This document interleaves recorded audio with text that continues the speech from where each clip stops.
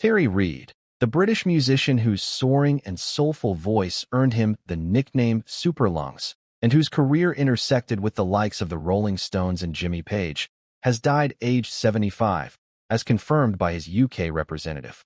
He had been receiving cancer treatment in recent months.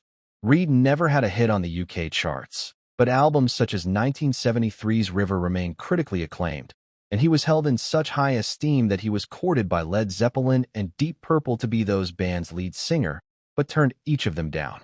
Aretha Franklin stated in 1968, "There are only three things happening in England: the Rolling Stones, the Beatles, and Terry Reid."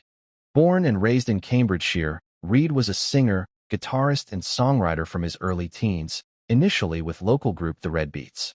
After supporting Peter J. and the Jaywalkers, Reid was asked to join the latter band.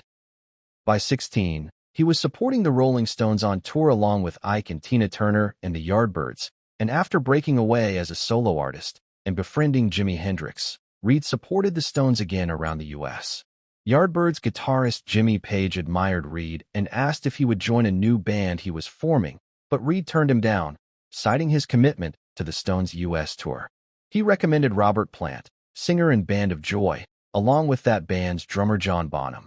Both men joined Page and formed Led Zeppelin. "I was intent on doing my own thing," Reid told The Guardian in 2024. "I contributed half the band. That's enough on my part." He also turned down Ritchie Blackmore's offer to be Deep Purple's lead singer after Rod Evans's departure in 1969, but acknowledged it was very flattering. Ritchie was one hell of a guitar player. Ian Gillan would become Deep Purple's vocalist instead.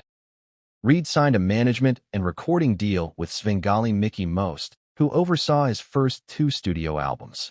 His debut Bang Bang, Your Terry Reid contained a song he wrote when he was 14 years old, Without Expression, which would end up being covered by John Mellencamp, REO Speedwagon, and Crosby, Stills, Nash & Young. There were other high-profile tour support slots, with Cream, Fleetwood Mac, Jethro Tull, and more. But Reid's albums were not commercial successes, and Reid, not seeing eye-to-eye creatively with Most, eventually split from him.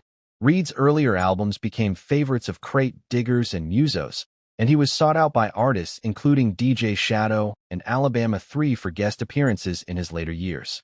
Jack White's band The Raconteurs, Marianne Faithfull, and Chris Cornell were among the artists who covered his songs.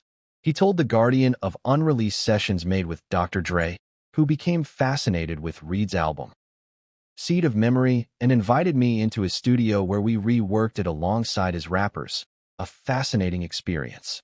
He also continued to tour, but had to cancel a recent run of live dates amid his cancer treatment.